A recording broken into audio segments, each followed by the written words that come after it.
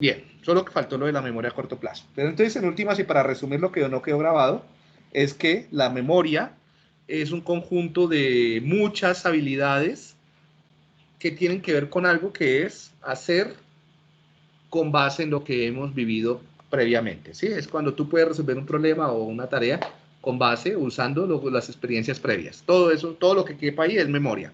Y tiene este modelo de Turbin, donde hablo de memorias a largo, corto plazo, y las memorias, entonces estábamos en la memoria a corto plazo, y nos habíamos enfocado en cuándo podemos manipular la información a corto plazo, le llamamos memoria de trabajo, que puede ser entendida como una función ejecutiva, donde el modelo prototípico es el de Baddeley. Listo, en eso estábamos. La memoria a largo plazo. Entonces, tiene que ver con, básicamente, pueden ser implícitas o explícitas, ¿sí? Y entonces vamos a comenzar con las no declarativas o explícitas, ¿sí? Implícitas, digo, qué pena. O sea, las que no usan lenguaje. Entonces son resistentes al olvido, se aprenden a partir de repetición, ¿sí? Son automáticas, involuntarias, y de ellas depende gran parte de nuestra vida diaria, ¿no? O sea, nosotros usamos más nuestra memoria implícita, no declarativa, que la explícita. Gran parte de lo que sabemos del mundo lo sabemos sin saber que lo sabemos, solamente lo hacemos. Y a esto se le para pocas bolas en la educación, es una de las más descuidadas en la educación. Hay un desbalance de desarrollo cognitivo en la educación, pero bueno. Entonces tiene que ver con condicionamientos, y ahí están como las estructuras cerebrales implicadas, y tiene que ver con facilitación, también estructuras. Facilitación es cómo experiencias previas pueden facilitar o predisponer la ejecución de una tarea. ¿Sí? Hagamos un ejemplo. No, yo ahorita creo que tengo más acá. Creo. No tengo. Entonces hagamos un ejemplo de facilitación. Rápido. Bien, entonces.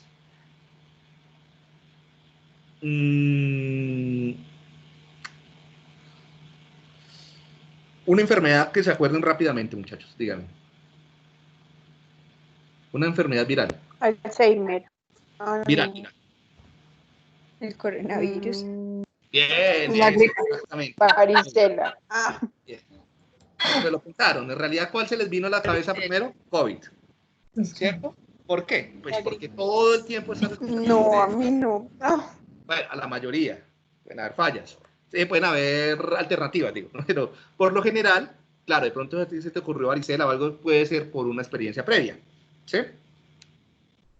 Esto tiene que ver mucho con mensaje subliminal, con, entre comillas, con publicidad, y es cómo la presentación de cierta información predispone lo que tú vas a hacer, sentir, pensar, ¿sí? O cómo lo haces, cómo lo piensas, por ejemplo. Lo que te dicen o no te dicen sin que te des cuenta, o lo que está alrededor de un candidato puede influir decisivamente en si la mayoría de las personas votan o no votan. De una forma simplemente como predisposición, ¿sí? Si yo les digo las palabras ambulancia, bata, fonoendoscopio, hospital, y les pido una profesión. Enfermera. Doctor. Médico. Eso, ¿y por qué nadie dijo profesor, mecánico, ingeniero? Porque las palabras que yo dije activaron la red semántica de la medicina, de la salud, entonces se les tienen más probabilidad de decir una profesión de esa área por facilitación semántica, ¿sí? Y también hay facilitación perceptual para reconocer objetos. Bueno, y procedimental, pues tiene que ver con saber hacer cosas, no solamente motrices, sino también como cognitivas, saber manipular, por ejemplo, saber dividir de forma automática, saber leer de forma automática, saber contar de forma automática, o sea, sin pensarlo, simplemente hacerlo. ¿Sí? Y además actos motores automáticos, como saberse amarrar los cordones, montar bicicleta, saltar, bailar, etc. Bien, la memoria declarativa tiene que ver con lo que sí podemos poner en palabras, ¿sí? Más tardía, bueno. Y básicamente tenemos la episódica, semántica, autobiográfica. Ahora, anatomía de la memoria episódica. Entonces tiene que ver con este circuito límbico, algunos lo llaman circuito de Papez, y cortezas como el lóbulo temporal medial, ¿sí? La corteza retroesplenial, bueno, parahipocampal, etc. Y aquí, pues, como este circuito de memoria episódica, no vamos a profundizar en esto, ¿no? Aquí están como los procesos de codificación, cuáles son las estructuras encargadas de la codificación, del almacenamiento y del recobro, ¿sí? Son Q2. Bien. ¿Qué es lo que pasa cuando uno aprende, o mejor dicho, cuando uno recuerda algo? En el momento en que estás viviendo, pues van a haber una serie de estructuras cerebrales. Espérate. No, esto es semántico. No sé por qué está acá. Se me intercalaron. Esto es de memoria semántica. Bueno. Entonces, ¿qué pasa cuando codificas? Codificar es experimentar algo, ¿sí? Entonces, cuando estamos viviendo, básicamente, pues, el cerebro, nuestro cuerpo está detectando formas de energía y hay una estructura, principalmente en el lóbulo temporal medial, un conjunto de estructuras. Está el hipocampo, la corteza entorrinal, bueno, todo esto que está, es medial, la amígdala, que están como registrando lo que está pasando en todo el cerebro, que registra a su vez lo que pasa en el cuerpo, que a su vez es la respuesta de lo que está pasando en el mundo, ¿no? Entonces se está registrando como el estado del cuerpo en medio de la experiencia que estamos viviendo actualmente, ¿no? Luego, y principalmente cuando dormimos o cuando pensamos de nuevo en lo que hemos vivido, se reactivan esos patrones, esas conexiones neurales que se activaron cuando vivimos, ¿sí? Entonces se reactivan. Y entre más lo reactivemos, pues más se fortalecen esas conexiones. Y cuando lo recobramos, entonces lo que tú haces es buscar reconstruir ese patrón de activaciones, esa forma como eso que se activó en el cerebro cuando lo vivimos. Por ejemplo, si ahora ustedes están, cierren los ojos y van a pensar en un círculo rojo. ¿Todos están visualizando su círculo rojo? ¿Sí? Sí. Bien. Cuando ven el círculo rojo, ¿qué es lo que se está activando? Pues corteza occipital y algunas zonas del giro angular para percibir colores, ¿cierto? Y me están escuchando, entonces también hay una activación de la corteza temporal y están sentados, entonces de pronto se activan cortezas somatosensoriales, bueno, todo eso ¿quién lo registra? El lóbulo temporal medial. Entonces, poder volver a recordar, entonces, esto genera pues una red de activaciones que es lo que estamos viviendo ahora, ¿sí? Una configuración cerebral. Ujú. Bien, este lóbulo temporal medial genera como un mapa, como un registro de lo que estamos viviendo ahora, ¿sí? De tal forma que cuando yo lo quiera volver a revivir, busco esa red que se creó, esa configuración y lo recrea de nuevo, ¿sí? Ok. Bien, entonces, ¿cómo se almacena? Se almacena ese patrón de registro. ¿Y eso dónde se almacena? Se almacena, o cómo se, pues no se almacena en RAR, se generan conexiones neurales que pasan desde el lóbulo temporal medial hacia la corteza en general, cortezas parietales, temporales, cortezas de asociación, ¿vale? Entonces, más adelante, ¿qué es lo que hace? Entonces, uno, cuando quiere revivir o cuando revive una experiencia, por una señal, por una pista o por el objetivo de una tarea, ¿sí? Un olor, una canción, lo que sea, o que yo les digo, recuerden el círculo rojo que vivieron, la experiencia que vivieron hace un rato, ¿sí? Entonces se busca ese patrón de activación, se reactiva ese patrón y ese patrón lo que hace es que el cerebro vuelve y recree la experiencia, como si la estuviera viviendo de nuevo. Pero dado que es una recreación, la memoria es una reconstrucción, una recreación, siempre van a haber errores,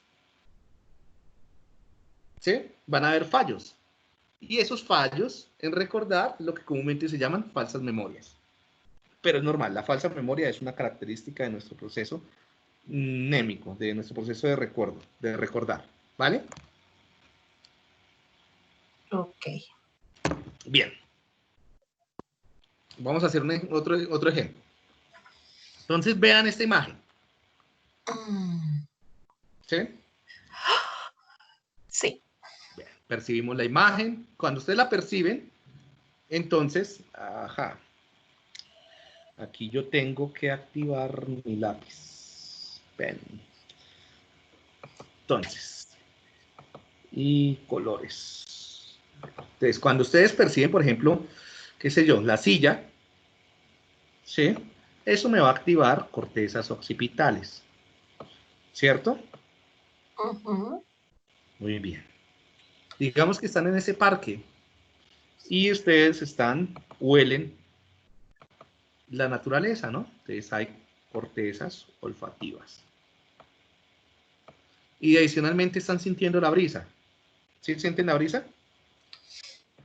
Sí. Cálida, es un día cálido, entonces medio húmedo, entonces huele a humedad y se siente medio húmedo, entonces hay húmedo, entonces hay cortezas parietales, ¿cierto? Y de pronto por allá escuchan un pajarito cantar, ¿sí? Entonces Ok. habrá unas cortezas temporales, ¿cierto? Por acá. Bien. Este patrón, estos colorcitos que yo le estoy haciendo acá, es el registro, la percepción de la experiencia de estar en ese parque. ¿Sí? Cuando ustedes, ¿quién registra eso? Eso lo va a registrar, entonces, por acá mi lóbulo temporal medial. ¿Sí? Bien, bien. Entonces, digamos que ese parque en el que estuvieron fue el día de su primera cita, con un novio, con su esposo. ¿Sí? Entonces también tiene un componente afectivo. Entonces, ustedes alguna vez dicen, hey, ve, mija, ¿se acuerda nuestra primera cita? ¿Sí? Sí. O hay un sonido, o un olor, o un condicionamiento que les hace recordar. ¿Sí? Entonces ustedes comienzan a hacer, como ya tienen el patrón, entonces comienzan a reactivar. Entonces ustedes comienzan a reactivar aspectos visuales, olfativos y demás que les recuerdan la experiencia de haber estado allá. ¿Sí? ¿Se acuerdan que hay detrás de ese... Ahí era por acá, bueno. ¿Qué hay detrás de ese cuadradito que yo tengo ahí tapado? Una piedra. Una piedra, Yo ahí lo está. vi como un tronquito, ¿no? Como un Sí, tronquito caído. Tronquito. una piedra. Entonces digamos que ustedes cuando recrean eso, como ya han pasado 20 años, ¿cierto? Ustedes en lugar de poner la piedra, lo que ponen es una fuente.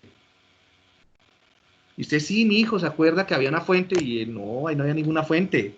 Sí, recuerde que había una fuente y de pronto usted vio una película el mismo día donde tiraban monedas a una fuente. Entonces, sí, que le tiramos monedas, reinventaron eso, ¿no? Porque ya han pasado 20 años. Entonces, como que sí, ¿no? O sea, a uno lo influencian y le dicen decir que sí. Y entonces uno crea el recuerdo de una fuente que no existe. Así se crean las falsas memorias, ¿no? Así funcionan los testimonios en los juicios. A uno le dan pistas, uno crea un recuerdo que creyó haber vivido y de pronto si le dan pistas falsas, crea un recuerdo falso. Con eso mandan a la cárcel a muchas personas que no cometieron ningún delito. ¿Qué es lo que pasa? Para que esto no suceda, para que no te metan falsos recuerdos, tú necesitas de procesos de metamemoria, procesos de control ejecutivo, ¿no? Donde hayan, hayan relaciones, redes difusas para controlar lo que se sabe y lo que no se sabe o cómo se puede aprender, ¿sí? Eso ni siquiera está en el lóbulo frontal, es una red generalizada. Pero eso se desarrolla con el tiempo y el lenguaje es importante para nominar qué se vivió y qué no se vivió, ¿sí? Entonces depende también del lenguaje. ¿Qué es lo que pasa? Niños muy pequeños escasean de los recursos de funciones ejecutivas de metamemorias. O sea, solamente puedes desarrollarlo después de los 7, 10 años, ¿sí? Sí, donde puedes nominar como una historia para saber qué se vivió y qué no se vivió. Como antes es tan difícil automonitorear, saber qué se vivió y qué no se vivió, la memoria de los niños menores de 6 años está altamente con, contaminada por falsas memorias. Gran parte de las memorias de los niños menores de 6 años no son memorias. Es una mezcla entre lo que se cree que se vivió, lo que le contaron que vivió, lo que vio en una película. O sea, es una mezcla de muchas cosas, ¿sí? Y es muy fuertemente influenciable por el diálogo social, por lo que otras personas te dicen. Por ejemplo, eso se hizo por mucho tiempo en la década de los 80 y 90 para mandar a muchos padres a la cárcel por abuso sexual o parientes. ¿Sí? Porque los mismos psicólogos o trabajadores sociales inducían recuerdos de abuso sexual donde nunca hubo. ¿Sí? Entonces, hay que tener mucho cuidado y por eso los testimonios de los niños menores de 6, 7 años son muy poco fiables y no deberían y no son válidos en juicios. ¿Sí? Y lo mismo pues en clases y demás, ténganlo en cuenta. Y también los viejitos, ¿no? Porque como estas redes se desintegran, entonces también, entre más avanza la edad, pues los recuerdos cada vez son menos fiables. ¿Sí? Bien. Y como a mí me gusta mostrarles todos, entonces ahora voy a jugar con su memoria y les voy a implantar unos falsos recuerdos. ¿Listo? Listo. Vean esas Listo. palabras.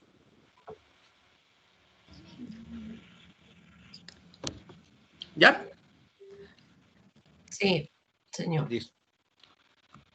Bien.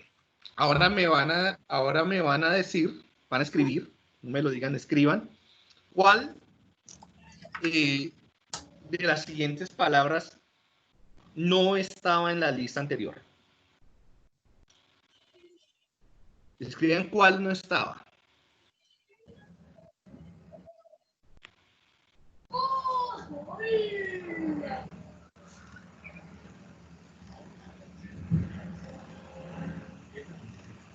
Bien.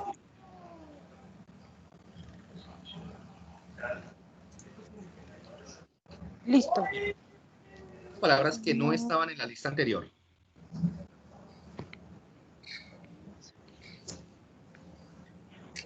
¿Coincidieron o creyeron que alguna de las palabras que no estaba sí estaba? Las, Con tres las coincidí. negras son las que sí estaban, ¿sí? Yo mezclé Las dos. negras estaban. Por lo general, las Yo personas mezclé dos.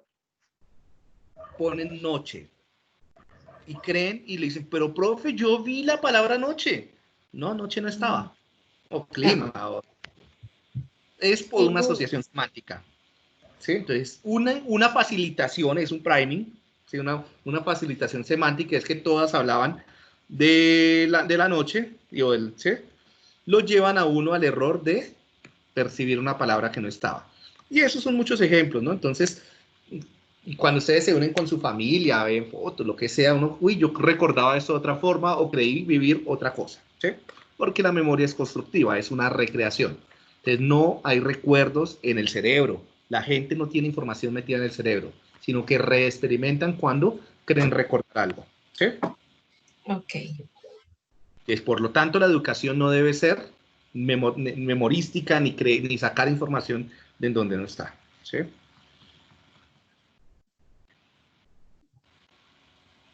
Bien, eso se ha estudiado bastante y pues Danny Schachter es el que más ha estudiado esto. Y hay un libro bonito que se llama Los 7 pecados de la memoria.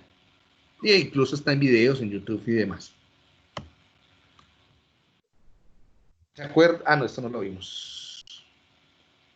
Hay algunas alteraciones, todo lo que son amnesias son alteraciones solamente de la memoria episódica. Amnesias retrógradas, amnesias anterógradas. Se habla de una amnesia retrógrada cuando no recuerdas hacia atrás y anterógrada cuando no puedes, o sea, desde un daño cerebral y pierdes memorias, retrógrada. Y no puedes crear nuevos aprendizajes, anterógrada. ¿Sí? Por si lo ven en neuropsicología. Esa es la amnesia anterógrada. El típico caso de amnesia anterógrada es el paciente HM. Ahí pueden ver varias cosas del paciente HM. Y retrógrada como en casos de Alzheimer o casos de demencias. Bien. Un concepto que se suele usar en neuropsicología de la memoria es el concepto de confabulación para hablar de inventarse los recuerdos, ¿no? De llenar los recuerdos con información que no estaba. Es cuando uno dice, por ejemplo, acá, esto es la figura de rey. Entonces, miren, ese era el recuerdo, esto fue con la copia, y este es el recuerdo. Si se dan cuenta, esto es un caso de confabulación. Estaba a corto plazo y estaba a largo plazo. Se inventó completamente el recuerdo de la figura de rey. Incluso familias y todo. Las paramnesias, no más que alteraciones, son como fallas en el recordar, ¿no? Es como los déjà vus, y el falso reconocimiento y ese tipo de cosas. La memoria semántica es saber qué hemos vivido, son redes de conceptos, y una forma, por ejemplo, de evaluar memoria semántica. ¿En qué se parece un hacha y una sierra? ¿Sí? Analogías. Estoy mirando las redes semánticas. Entonces acá les pongo varias. Voy a avanzar un poquito más rápido porque ya necesito ir terminando esos temas. Las dejo para que ustedes las puedan usar, que es también una de las tareas que se pone en la tarea de WISE o el WISC.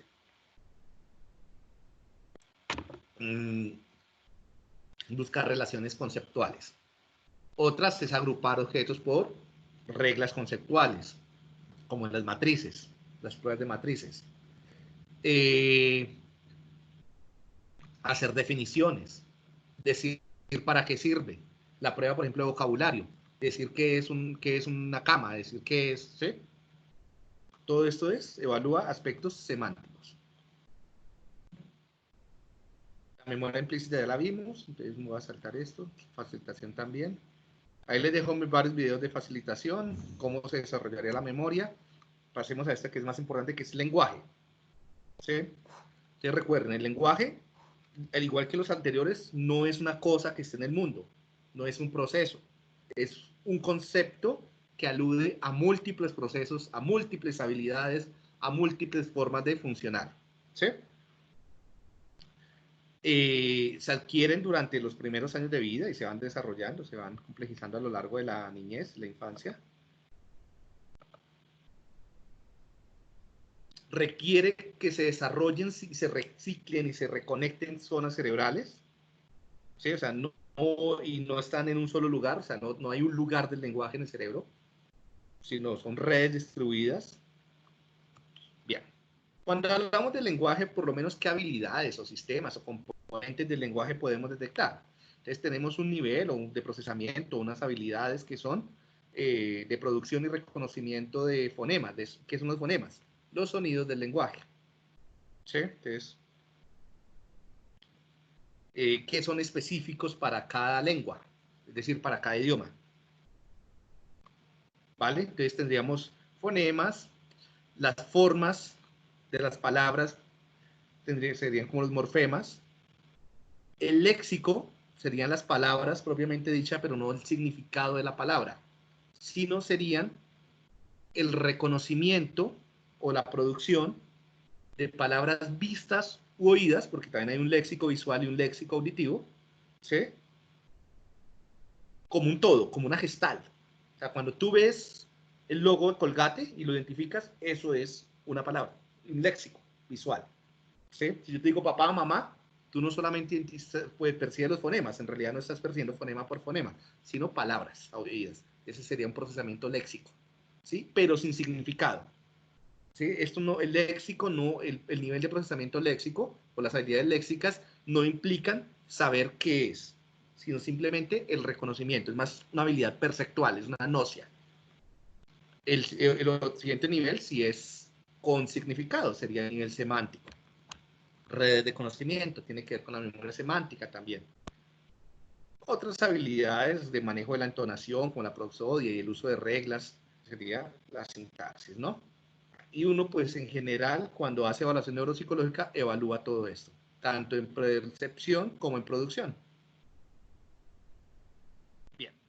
Hay muchos modelos neuropsicológicos del lenguaje. Están los modelos más clásicos de tipo el de Guess-Wernicke, que eran basados en casos. Entonces eran modelos muy localizacionistas, por allá basados en afasias y del siglo XIX, que todavía muchos los siguen usando. O sea, muchos siguen hablando del área de Broca y muchos siguen hablando del área de Wernicke como si en realidad ya sucedieran cosas y fueran entidades teóricas, que actualmente está eso completamente rebatido. Para muchos todavía el área de Wernicke percibe el lenguaje y el de Broca lo produce. No, eso es completamente rebatido actualmente. Eso es del siglo XIX y comienzos del siglo XX. Modelos computacionales, que son los que surgen en la década de los 70 del siglo XX, que son basados como en conexiones y en cajas y flechas y como diagramas de flujo. Y modelos como más del siglo XX y XXI de neurociencia cognitiva, basados en neuroimágenes y en desarrollo y bueno, Este es el típico modelo clásico por ahí al comienzo del siglo XX, que es el de Geswick-Wernicke, ¿sí? Es el área Broca que producía y el área Wernicke que se conectaban con el fascículo arqueado y explicaban todo. Tareas. Más adelante estos fueron reemplazados por ese tipo de modelos, entonces hablaban como de módulos donde sucedían procesamientos. Es un modelo de los años 80, entonces donde es que ahora más adelante, entonces por ejemplo acá, si la palabra se habla, entonces habría un procesamiento acústico, es decir, una descomposición en frecuencias de onda, luego una conversión acústica de las frecuencias de onda a los fonemas, para identificar o discriminar fonemas. Todo esto es involuntario, y si tú lo vas a hablar, pues iría como a unos componentes motores para producción de fonemas, ¿sí? Si tú lo que quieres es escribir, o sea, yo te hablo y te dicto en el dictado, análisis acústico, luego del análisis acústico reconocerías ya no como fonemas, sino como una palabra, mamá, mi mamá me ama, entonces reconoce las palabras, ¿listo? Puedes, si tú no entiendes lo que yo te digo y simplemente copias, entonces te vas hacia acá, léxico fonológico, léxico ortográfico y escribes, ¿sí? Acto motor. Si entiendes que tu mamá te ama, entonces pasarías por el almacenamiento semántico. ¿Sí? Si lo que haces es leer, entonces con base en esto se explicaban todo el proceso de lectura y de desarrollo lingüístico, ¿sí? Y aquí, pues, para que después lo exploren y lo analicen con más detenimiento, pues entonces estos son los, para diferentes tareas, cuáles serían las vías y cuáles serían los procesos implicados de acuerdo a este modelo, ¿sí? Ahí se los dejo, para no entrar. De cualquier forma, lo vamos a usar más adelante, mañana, para el taller que vamos a hacer. Y los nuevos modelos de lenguaje, entonces, son basados en neurociencia cognitiva. Y están basados, entonces, critican los cognitivos, critican los basados en casos, en afasias, y tratan de usar un poco más las evidencias de neuroimágenes. Por ejemplo, parte de esto es la crítica a seguir usando el área de Broca. Es ya un grupo importante de científicos dicen, mire, dejemos de hablar del área de Broca porque no es un área específica. ¿Dónde queda el área de Broca? Ellos comienzan a mirar dónde la ubican o dónde están los daños en muchos estudios y miren que no se parece. Que anatómicamente no hay incluso un área específica que puedan llamar área de Broca, ¿sí? Y los pacientes con afasia de Broca tienen daños en muchos lugares, ¿sí? Diferentes que no son solamente el opérculo. O sea, básicamente rigurosamente sería este opérculo. Pero muchos se refieren a otras cosas, ¿sí? Esa es una imprecisión enorme. Y también con área Wernicke, ¿no? Entonces, muchas personas, cuando hablan del área Wernicke, hablan de una cantidad de componentes más grandes, más chiquitos, más, ¿sí? No hay un área en realidad que yo pueda decir, este es el área Wernicke. Entonces, ¿cuál es la opción? Entonces, por lo general, a estos se toma este modelo que se conoce como modelo del conectoma perisilviano, y lo que dice, bueno, es que el lenguaje depende de una cantidad de conexiones, miren todas las conexiones que se van desarrollando a lo largo de la vida, dependientes de la cultura, dependientes de la genética, dependientes de muchas cosas. Entonces, para entender el lenguaje, o la neuropsicología, la neurobiología del lenguaje, hay que entender de conectoma. Miren todos los fascículos. Entonces, fascículos dorsales, entonces tendríamos unos conectomas dorsales, que sería el fascículo arqueado, longitudinal superior, cápsula extrema, y fascículos ventrales, que serían el frontooccipital inferior, longitudinal medial, el uncinado, que están conectando muchos componentes corticales y subcorticales, ¿sí? ¿Cuáles serían componentes corticales importantes? Entonces, en la vía dorsal, esta que les digo, estaría conectando componentes como ya esto no se llamaría área Wernicke, sino giro temporal superior posterior. Este es el giro temporal, ¿no? Superior. El giro temporal medial y el giro temporal inferior.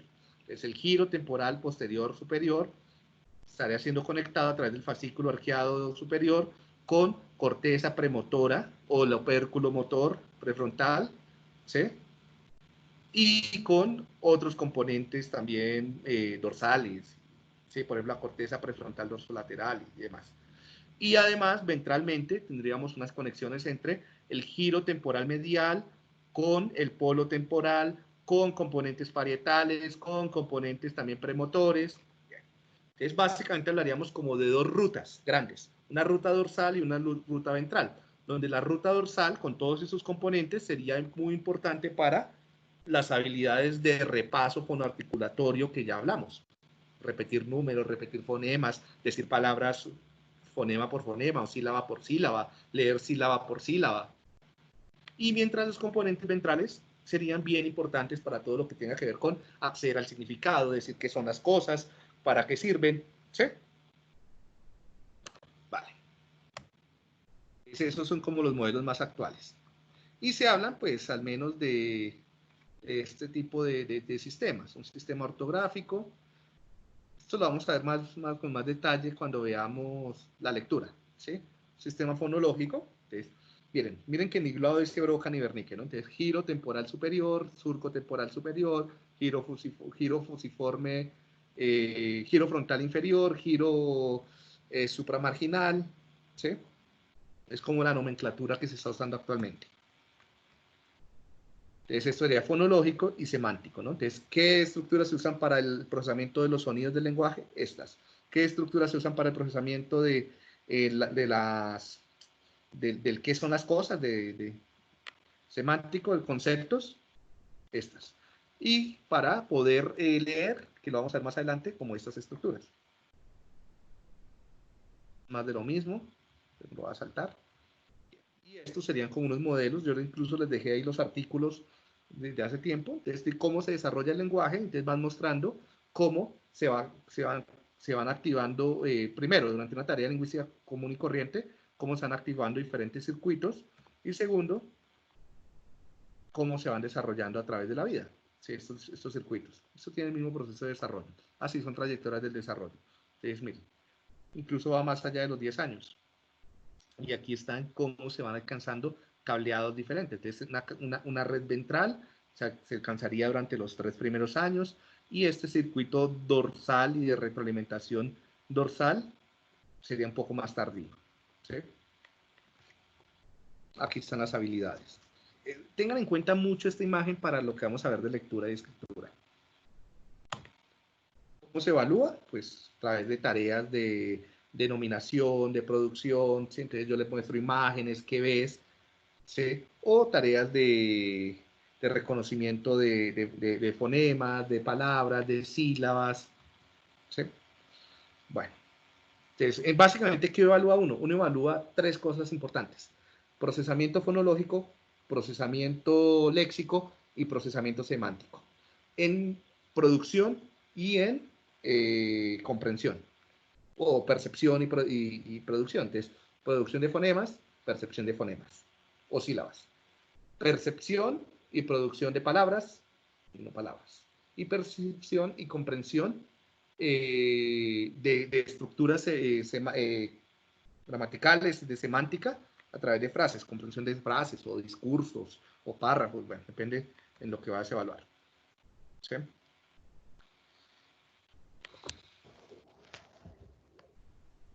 ¿Alguna pregunta hasta acá?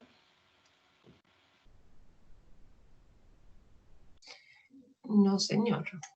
Bien, o sea, créanme que todo lo que hemos visto lo vamos a recondensar para explicar la lectura, la escritura y las matemáticas. Por eso me estoy dando este viaje tan largo. ¿Está siendo muy repetitivo con lo que ya han visto? No, estamos recordando. No, profe, bien, gracias. Sí, o sea, hay cosas que creo que ya vieron, el asalto rápido, y en algunas cosas que hago énfasis porque es bien relevante. Igual si hay cosas que dicen, no, profesor, ya lo vimos, pasemos, me dicen y yo lo paso. Bien. Entonces, bueno, las típicas alteraciones del lenguaje son las afasias, y pues se clasifican principalmente con este modelo que es el de Boston.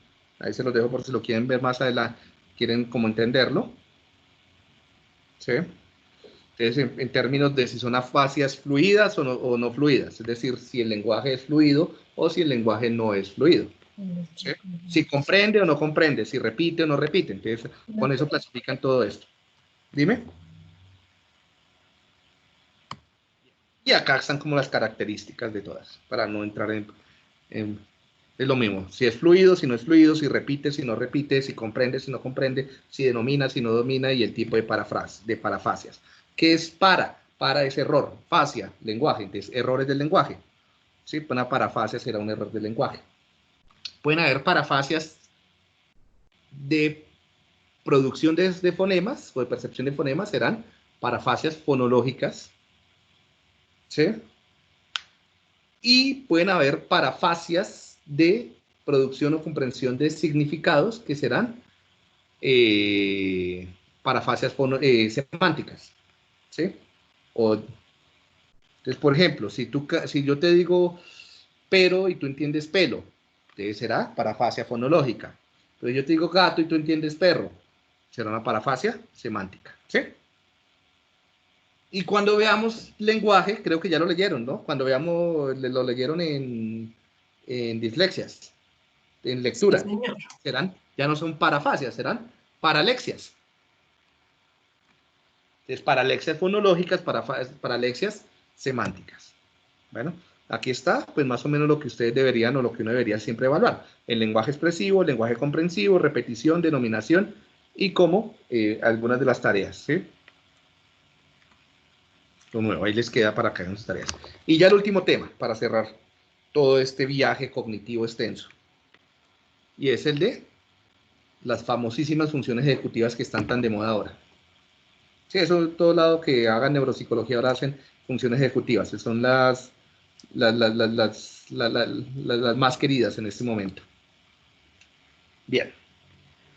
Entonces, ¿qué son las funciones ejecutivas? Hay varias definiciones. En realidad no me voy a casar con una definición ahorita. Eso las consiguen ustedes en los libros. Les voy a contar más mi percepción sobre las funciones ejecutivas, ¿cierto?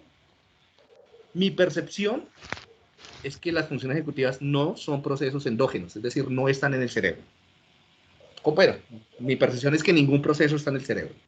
El cerebro es importante para recordar, el cerebro es importante para hablar, para comunicarse, pero los procesos no están allá adentro. Dependen de otras personas con las que interactúan, ¿sí? Pero eso es una posición bien personal, que eso va en contravía con casi toda la neuropsicología. Porque la neuropsicología moderna es muy computacional y muy individualista, muy interna, ¿sí? Pero bueno.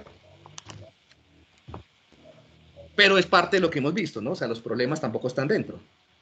Hacen parte de la interacción, hacen parte de, ¿sí? Que lo que está dentro influye, es importante, pero también lo que está afuera. Vale.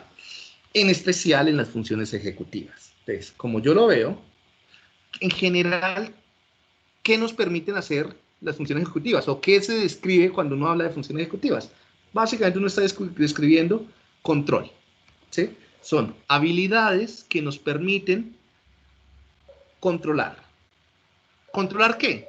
Controlar lo que hagas. Todo lo que puedas hacer que pueda ser susceptible de control, ¿sí? Entonces, si tú controlas tus emociones, entonces hablamos de control afectivo. Si tú controlas cómo recuerdas, hablamos de control de la memoria o de metamemoria o control cognitivo. Si tú supervisas y controlas cómo se percibe el lenguaje, los fonemas, cómo una palabra puede estar compuesta de sonidos individuales, ¿cierto que podemos monitorizarlo y controlarlo? Les digo la palabra profesor, que lo descompongan en sus sonidos, eso lo podemos hacer. ¿Bien? Eso es una función ejecutiva y se conoce como conciencia fonológica, ¿sí? Metacognitiva y demás. La diferencia es que yo no lo veo que esté ubicado en un lugar del cerebro y que sea parte interna del cerebro, sino que es una habilidad que las personas, claro, usan su cerebro, pero la desarrollan en interacción con otras, o sea, lo tuvieron que hacer con otra persona. Por lo tanto, no hay una lista única y finita de funciones ejecutivas, porque son 1000 cosas que tú puedes aprender a controlar, ¿sí? Puedes controlar tu motivación, puedes controlar, o sea, qué quieres hacer, puedes controlar qué percibes, puedes controlar qué haces, dónde lo haces, cómo lo haces, ¿sí? Y eso depende de la cultura. En últimas, las funciones ejecutivas son mecanismos o formas de control de la conducta para cada cultura. No hay, y es que ese es el problema. Cada vez que ustedes leen funciones ejecutivas, van a encontrar una lista diferente. Y unas tienen 5, otras tienen 10 habilidades, 4 procesos, 10 procesos, 20 procesos, y eso uno no entiende. Y como que cada proceso fuera aparte, pero no esa parte está unido. Entonces, no, es porque es lo que esa cultura considera que es importante controlar. Y eso es muy vygotsquiano. Y eso parte de un principio básico, y es que el concepto de funciones ejecutivas proviene de la tradición vygotsquiana, de Luria, ¿sí? Y proviene del concepto de funciones psicológicas superiores, del concepto de conciencia, y entonces ahí ya tiene más sentido, ¿sí? Entonces, ¿y cómo se desarrollan las funciones ejecutivas? A partir de la interacción social. Cuando una persona que domina esos contenidos culturalmente relevantes le enseña a otra persona a realizarlos. Que no se me va a apagar. Ya, ahí se me apaga el computador. Y ahí si hubiéramos entrado en caos. Bien. Vale, este es como... Entonces, para entenderlo, es toda como la tradición vygotsquiana, lo que les acabo de decir, son dependientes de la cultura, entonces, por lo tanto, la escuela es la principal.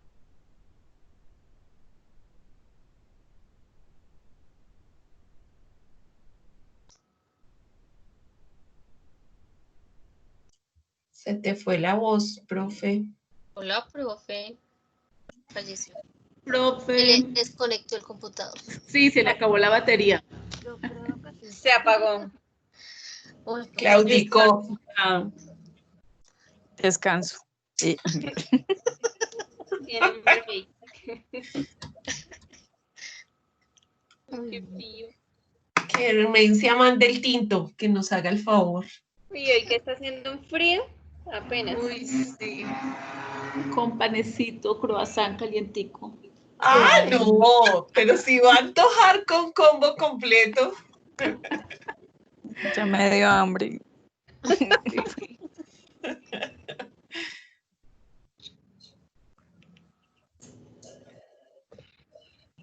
¿Será que está entrando el profe? Ahora sí, ¿cómo le avisamos? Pero No, es que fue no dio WhatsApp. Ahí sí, culpa de su propio invento. Por correo, como dijo. Ah, verdad. Pero si el Un computador correíto. está apagado. Sí, no creo que funcione mucho. Esperemos más bien que Por se le eso. quede un poquito y Bueno, lo si está apagado, ya se dio cuenta. Apliquémosle los 15 minutos. Ay, puesto. Llegó. ¿Qué volvió? bienvenido. Ay, ¿Estaban llegó, buscando llegó. allí? No, dijimos que tú habías apagado el computador. No, se me fue el internet, no sé por qué.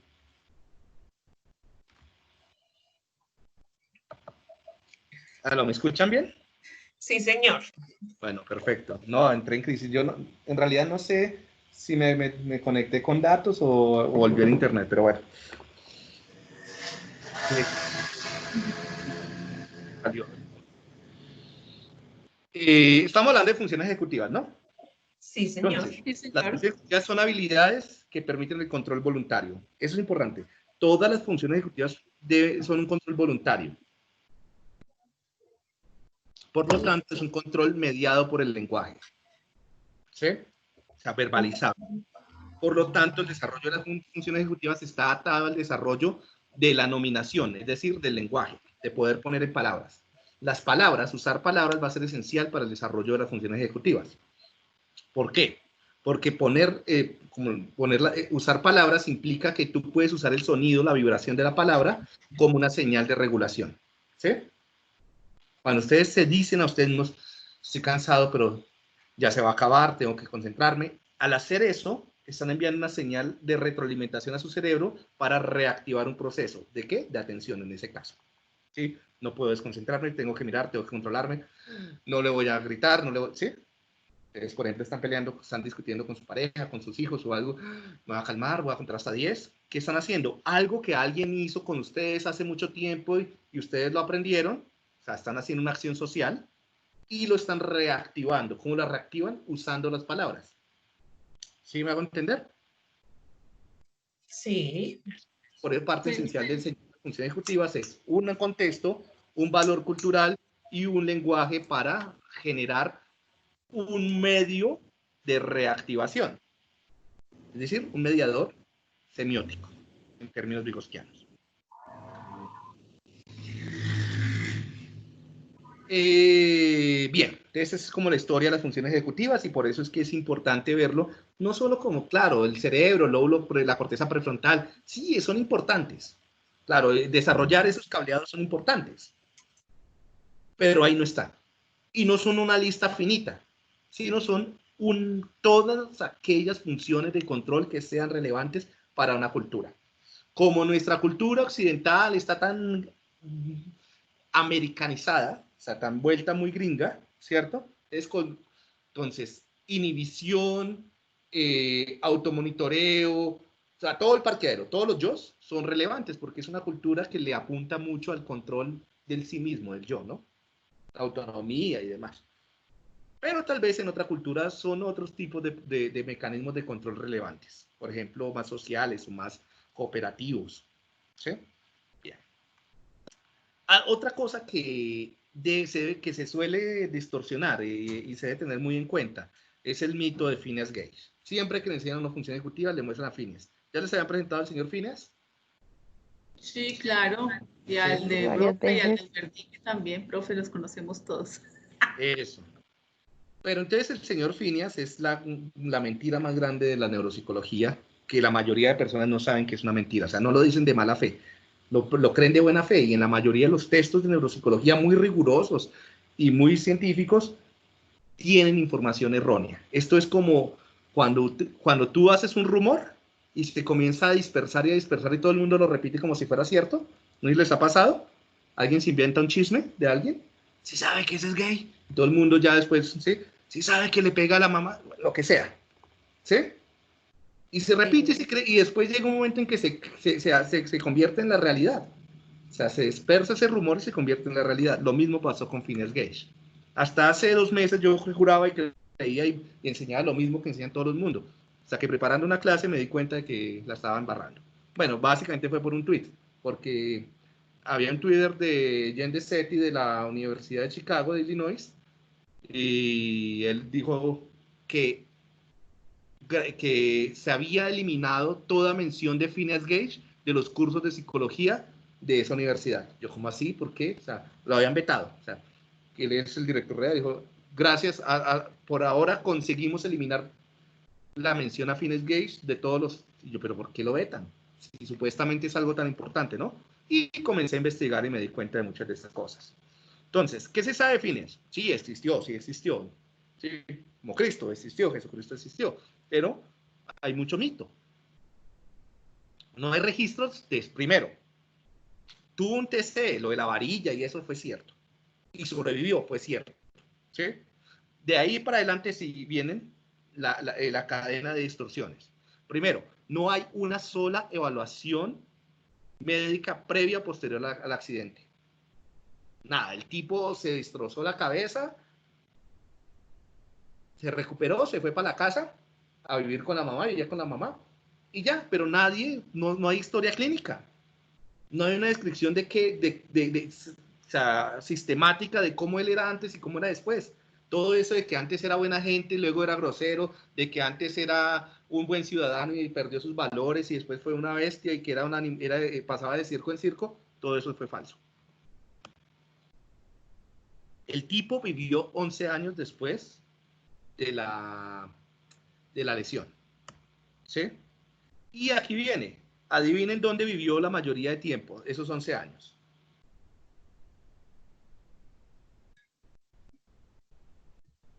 Ni idea. No lo En sé. Sudamérica. Estaba con la mamá, dijiste. Una No, parte. de aquí para allá, de allá para acá. Creo que 2 años después de la lesión con la mamá. Él estuvo, creo que en Chile. En Chile. Sí, el Paraíso. tuvo mucho, sí. Y en Chile vivió solo. Que es el tipo, tuvo su lesión, se bajó medio y se bajó parte de la corteza prefrontal, orbitofrontal y media cara, ¿sí? Él vivió, claro, mientras se recuperó, la mamá, de lo poco que se entrevistó después de casi 20 años de la lesión, es que todas las entrevistas se hicieron 20 años después. Entonces se buscó gente que lo habían conocido y eran por reporteros. Entonces, Entonces, la gran noticia, ustedes saben que los gringos son súper sensacionalistas, ¿no? Es como el espacio, como sí, o sea, la noticia, la grande, entonces iban y buscaban a personas que lo habían conocido por hace como 20 años. Entonces una vez le preguntaban a alguien que había sido su jefe y dijo, no, yo lo eché porque el tipo volvió grosero. Pero a otra gente le preguntaban y no decía lo mismo. Entonces seleccionaron y filtraron solo lo que daba sensación, ¿sí? Y una de las entrevistas la mamá dice, no, él jugaba con los primos, jugaba con los niños, no era agresivo, vestía igual que cualquier persona, o sea, no, su personalidad no cambió tanto. Y nos venden la historia de que el tipo cambió de personalidad, ¿no? Segundo, él tuvo la lesión en el 48 y consiguió un trabajo, unos trabajos donde él vivía, donde vivía la mamá, por ahí cerca, y cambió como 2 trabajos, ya no me acuerdo en qué trabajó en ese tiempo, y se fue para Chile solo. Consiguió un amigo que le dijo que mire, que allá en Chile están contratando gente que sepa manejar carrozas, y se fue. ¿Qué idioma manejaba Phineas Gage antes de la lesión? El inglés, ¿Qué idioma tuvo que aprender para trabajar en Chile? español. Español. Él duró 7 años viviendo solo en Chile. Tal vez tuvo novia, tal vez es muy probable que sí. Y describen, en la investigación que leí, describían qué tiene que hacer una persona para manejar, o sea, en ese tiempo, en este final, a mediados del siglo, esto era 17, 18, 19, ¿sí? ¿Qué tenía que hacer a mediados del siglo 19? Tenía que levantarse a las 4 de la mañana, darle de comer a los caballos, arreglar los caballos, limpiar el coche, arreglar el coche para que todo a las 6 de la mañana estuviera perfecto, porque las personas que usaban coche eran solo personas adineradas, ¿sí? Y eran viajes como ir entre ciudades, ¿sí? No era el paseo turístico de Cartagena, no era entre ciudades. Ir a la estación de donde salían, vender los tiquetes, hacer cambio de dinero, o sea, recibir dinero, cambiarlo, o sea, todo lo que implica una operación comercial, ser cordial, llevarlos, o sea, si el tipo hubiera fallado en cualquiera de estas cosas, no hubiera durado 7 años trabajando en eso. Cuidar, vigilar ¿cómo es que se llama? El equipaje, etcétera. Es como que no era el monstruo, ni el animal de circo, ni y disfuncional que nos habían pintado. Una persona que claro, se tuvo de pronto cambios, pero se recuperó de una lesión. Entonces, ¿qué es lo que pasó? En la década de los 90, cuando se hizo famoso el concepto de funciones ejecutivas y demás, se publicaron muchos libros, se retomó esa historia sensacionalista que diera, que se ajustara a la teoría de algunas personas, incluyendo de los esposos Damasio, con el libro del error de Descartes. Y al final, pues la cicatriz que le dejó esto, muy probablemente él comenzó a tener convulsiones y epilepsia y murió por convulsiones. O sea, duró 11 años, ¿no? ¿Cuándo se recolectaron los datos de su vida? 20 años después del accidente. Entonces, ¿ustedes recuerdan a alguien que hayan conocido hace 20 años y que no hayan vuelto a ver? Digamos, algún compañero del colegio. Sí, claro. Si yo en este momento le pregunto cosas de la vida de esa persona, ¿será muy, muy fidedigna, muy válida su recuerdo? No. Muy probablemente está contaminado. Y como esto es entonces algo que alguien le contó a alguien, que le contó a alguien, que le contó a alguien, que le contó a alguien. Ah, no. ¿Sí? Entonces, Sí. por eso, en la Universidad de Chicago, Illinois, se prohibió dictar clases que incluyan a Phineas Gage, y menos para hablar de funciones ejecutivas. Ok. Eso es lo que les cuento de mi preparación de clase hace como 2 meses. Queda uno, ¡oh! Pero bueno, igual, si después van a haber profesores que le salen de él, no lo hacen de mala fe, sino que es porque se creen de juntillas. ¿Cómo? Son las lesiones, no hay evaluaciones psicológicas confiables sobre Phineas, los libros han creado ficciones para defender sus teorías, Algunos lo llaman como la gran ficción gringa, lo llaman así literalmente. Se rehabilitó, llevó una vida funcional, aprendió nuevas tareas complejas, incluso un nuevo idioma. No hay evidencias de cambios de su personalidad. Y los reportes de la mamá indican que era tal vez una persona sociable, ¿sí? Como las lesiones. Bien, eso es como la historia de Fines. Ahora, sigamos ya para terminar funciones ejecutivas que se nos va para terminar el día de hoy. Entonces, ¿qué componentes cerebrales son importantes para las funciones ejecutivas? Sí, la corteza prefrontal es muy importante. Entonces, recordemos que la corteza prefrontal tiene diferentes componentes, ahí los dejo para que después los estudien, ¿no? Dorsolateral, ventromelateral, corteza orbitofrontal, corteza prefrontal anterior o polo prefrontal, ¿no? Eso es la cara lateral, ¿sí? ¿Y qué es lo que tienen esas estructuras? Estas estructuras lo que tienen es que se conectan muchísimo con muchos lugares del cerebro, tienen muchísimas conexiones. Por lo tanto, o sea, se pueden desarrollar muchas conexiones. Como tienen una plasticidad un poco tardía y se pueden conectar tanto con muchas otras áreas, se facilita la adquisición de habilidades de control, dependiendo de la cultura en la que estés. ¿Sí? Ahí están todas las conexiones que se pueden establecer. En la vista medial, lo mismo. Entonces tenemos muchas la dorsomedial, la ventromedial, la orbitofrontal y cingulada anterior. Ahí están con colorcitos para que las identifiquen. Todas tienen muchas conexiones que también facilitan lo mismo, control de las conexiones. ¿Sí? Pero las funciones ejecutivas no están ahí, están en la red, están en toda, o sea, tienen que ver con toda esa complejidad de conexiones. Igual si no tienes experiencias sociales o culturales, no vas a conectar a tu cerebro y no vas a desarrollar funciones de control. ¿Sí? Para entenderlo mejor, yo lo divido en 4 categorías. Todas las que ustedes, independiente de la cultura, lo podemos meter en 4 sacos. ¿Sí? O sea, 4 tipos de formas de control. 1, podemos controlar procesos cognitivos. O sea, controlar la atención, controlar la memoria, controlar el lenguaje, controlar la percepción, ¿sí? Y la motricidad. Cuando controlamos eso, yo lo meto dentro del saco que le llamo control cognitivo. Y ahí hay cosas como control atencional, como el ejecutivo central de la memoria de trabajo, como la metacognición, como el automonitoreo, como la planificación, como la flexibilidad cognitiva, las típicas, ¿sí? Pero todo eso que tiene en común, control de procesos cognitivos. ¿Sí? Ahí está una lista. Y depende de qué circuitos. Básicamente depende de una red frontoparietal, de ganglios basales y del cerebelo. Todo eso es importante para desarrollar este conjunto de habilidades. Ganglios basales esenciales, cerebelo es esencial, que pocas veces le dicen a uno que la importancia del cerebelo es de los ganglios basales en las funciones ejecutivas.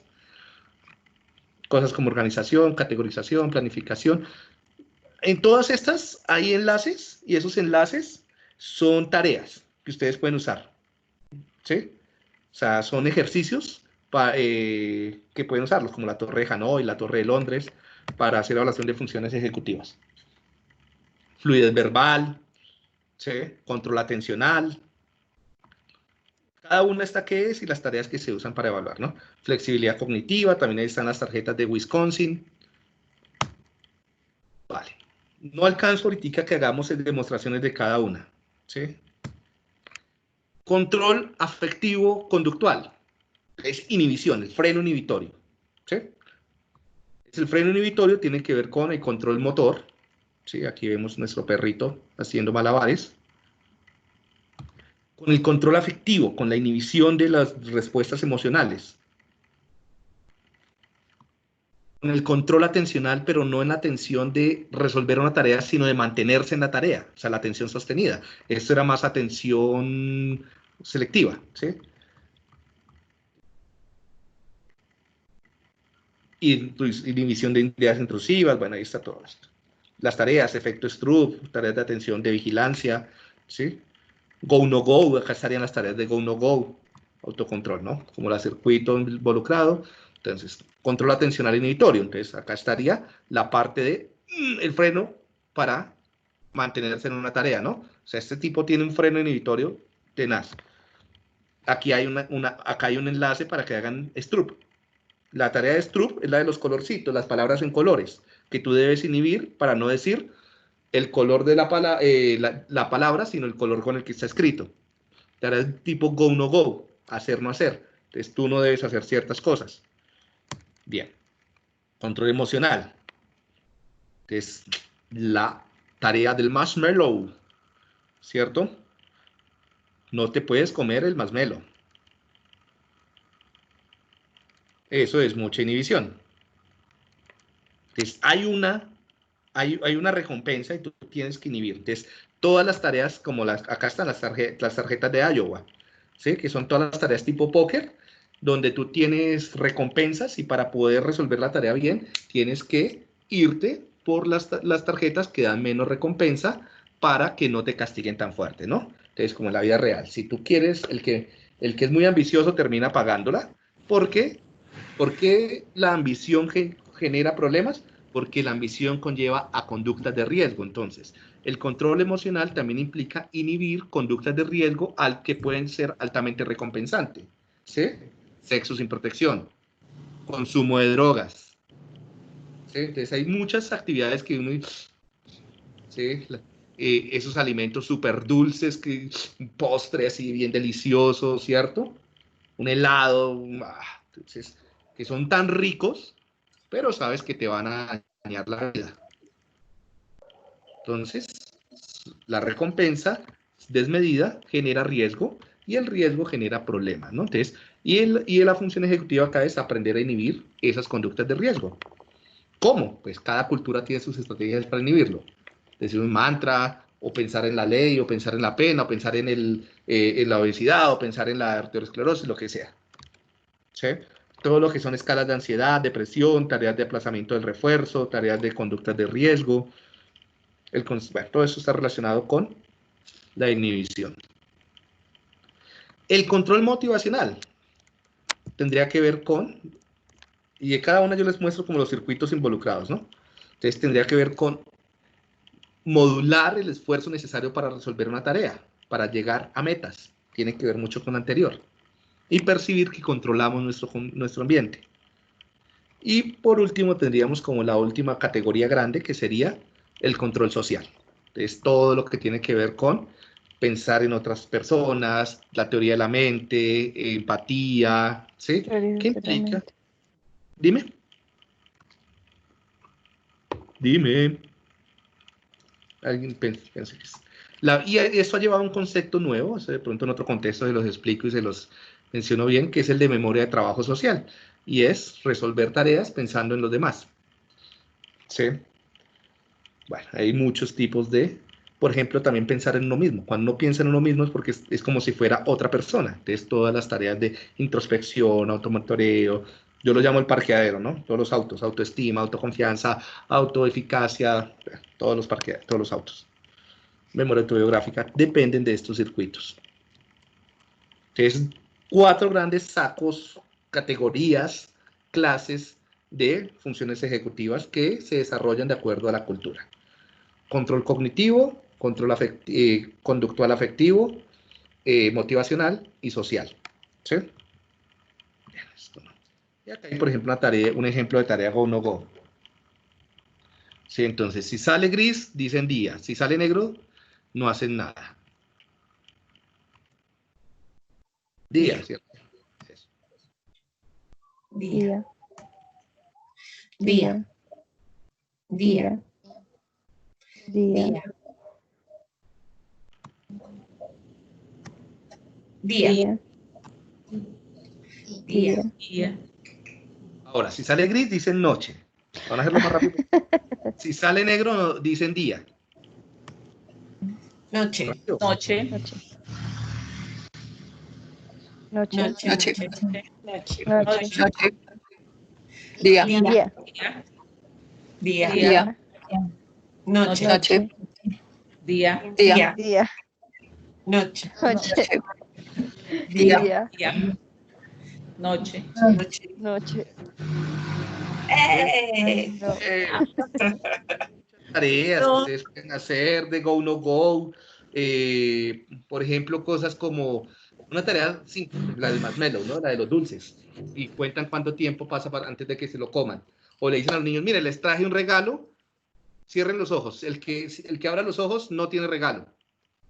Y entonces miras cuánto tiempo hasta que abran los ojos. Todos los abren. Y comienza a hacer ruido con el regalo. ¿Sí? Cruel, pero funciona. En general, cosas de autocontrol. Dime, ¿alguien iba a decir algo? Yo, profe. ¿Tú tienes las carticas del burro hambriento, las de Oyoe? Es que nos las prometió el profesor Oscar y nunca llegaron.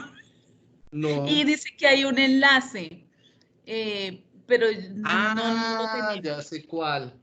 Sí. No, pero no, pero eso se consigue fácil en internet, pero en inglés. Donkey, esa tarea se llama Donkey algo. Sí. No lo tengo. Incluso alguna vez lo tuve, pero no. Sí, el que come manzanas, algo así, es esa tarea. Sí, el de Eno.